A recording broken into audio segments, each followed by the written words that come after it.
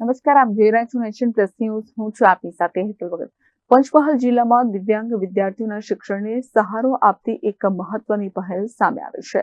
હાલોલ ખાતે એલિમ્કો અને સમગ્ર શિક્ષાના સહયોગથી દિવ્યાંગ વિદ્યાર્થીઓને સાધન સહાય આપવામાં આવ્યા છે. પંચમહાલ જિલ્લાના હાલોલ તાલુકાના બીઆરસી ભવન ખાતે દિવ્યાંગ વિદ્યાર્થીઓ માટે સાધન સહાય વિતરણ કેમ્પ યોજાયો હતો.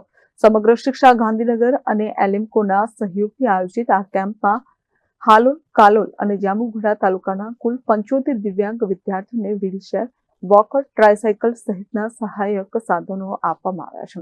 કેમ્પમાં જિલ્લા પ્રોજેક્ટ સહસંયોજક, બીઆરસી સંયોજક અને એલિમ્કોની ટીમ હાજર રહી હતી. સાધન સહાય મળતા વિદ્યાર્થીઓને વાલીઓમાં ખુશી જોવા મળી છે.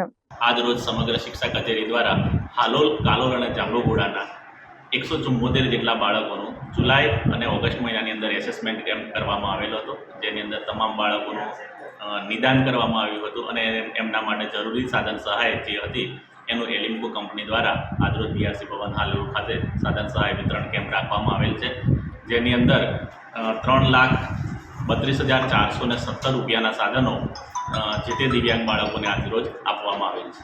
Kiran Gohil, nation plus news, Panchmahal. સમાચારોના સતત અપડેટ મેળવવા માટે અમારી નેશન પ્લસ ન્યૂઝની યુટ્યુબ ચેનલને સબસ્ક્રાઇબ કરો, બેલ આઇકન દબાવો અને જોડાયેલા રહો ફેસબુક, ઇન્સ્ટાગ્રામ અને ટ્વિટર પર.